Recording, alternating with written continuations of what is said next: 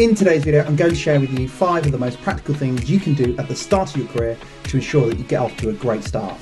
Let's go.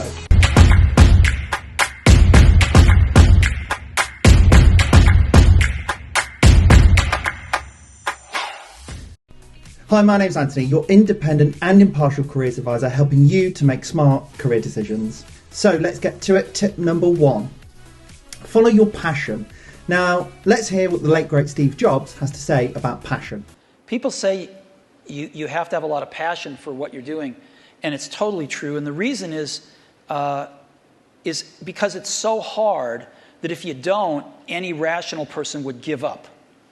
It's really hard, and you have to do it over a sustained period of time. So if you don't love it, if you're not having fun doing it and you don't really love it, you're going to give up. And that's what happens to most people, actually. If you really look at the ones that ended up, being successful, unquote, in the eyes of society, and the ones that didn't, oftentimes it's the ones that are successful loved what they did so they could persevere when it got really tough. And the ones that didn't love it quit because they're sane, right? Who would want to put up with this stuff if you don't love it? So it's a lot of hard work, and it's a lot of worrying constantly. And if you don't love it, you're going to fail. So you got to love it. You got to have passion. And I think that's the high order bit. The second passion is really important because it keeps you motivated through the challenging times. Without it, we'd just give up. And besides, do you really want to be spending 40 hours a week doing something you don't care about or are interested in? Research suggests that the more we're involved and passionate around our work, the happier and more engaged we'll feel. So that's passion covered. Now let's look at tip number 2. Don't try to answer the question, what should I do in my life, with one specific thing. The way in which jobs are changing, as well as the needs of the economy, it would be wise to have a broad interest in, let's say, a particular field like education, engineering or healthcare, and then narrow down later on. As you gain more experience and learn more about the jobs within that area, you'll have a much better idea for where you should specialise.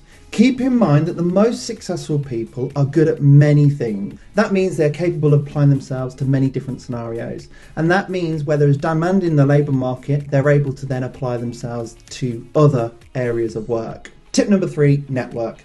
Network, or networking, it is true what they say. Your network is your net worth. You don't need to be gregarious and extroverted to be great at networking. In fact, some of the best networkers happen to be introverts. Now, as a tactic, if you worked on meeting one new person every day for a year, you'd increase your network size by 365 people. So what if you focus just on 25%? That's just 91 people across the year. 91 new people that could open up the doors to new opportunities. With social media, LinkedIn and online groups, it has never been easier to find people in your field of interest. But developing your network starts way before you even get online. Your network is a lot closer to you than you already think. Your network includes family, friends, cousins, and also your teachers, support staff at the school that you're in or the college, as well as people like me, your careers advisors. They might be able to help if you have a specific question around a specific person. It's worth asking. So use this time as a safe way in order to build a network, whether you're at school, college, or university. Now, my 4th tip, work on understanding your skills and strengths. Research suggests you are more engaged with your work when you're using your skills and leveraging your strengths. So start by doing a skills audit. This is where you sit down and you write a list of your skills and reflect back to a time when you developed and exercised those skills.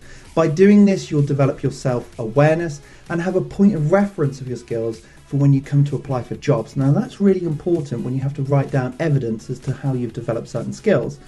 I'll do a video specifically on a skills audit soon, but in the meantime, I've posted a link to some guidance by FutureLearn, who provide online courses. This page will help you to understand what a skills audit is and how you can do one.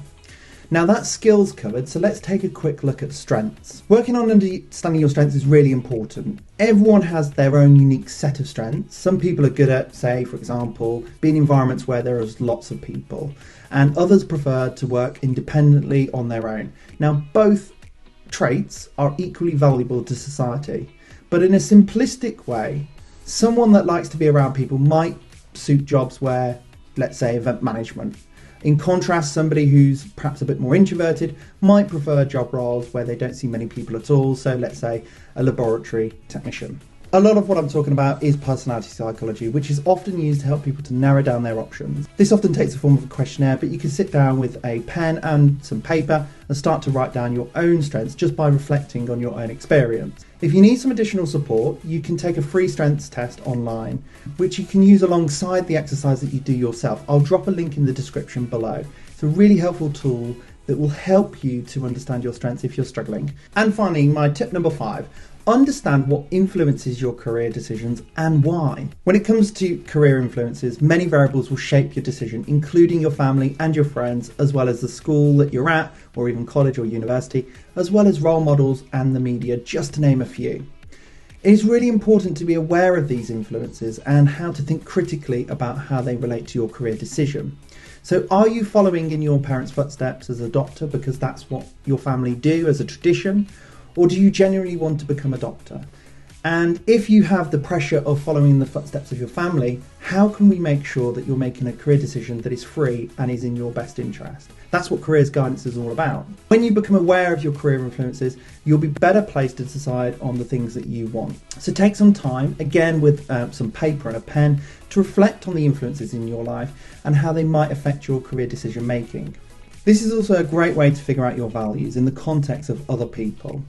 Now, I'll do a more detailed video on the role of values soon, so remember to like and subscribe to this video so that you are reminded of that video. But in summary, if you do work that is aligned to your values, you'll be more likely to be engaged and happier in the work that you do. Your values play a large part in contributing to your career decision, so you need to know what your values are. I hope you found this video useful. You can catch me on my socials, and remember, you can subscribe to this channel for more helpful careers advice and guidance. See you next time.